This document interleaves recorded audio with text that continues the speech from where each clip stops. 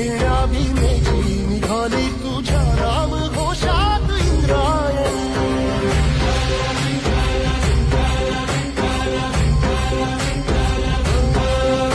भिडे आसमंती ध्वजा वैष्णवांची उभी पंढरी आज नारावली.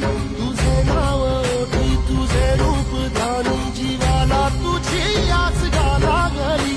जरी बाप साऱ्या जगाचा परी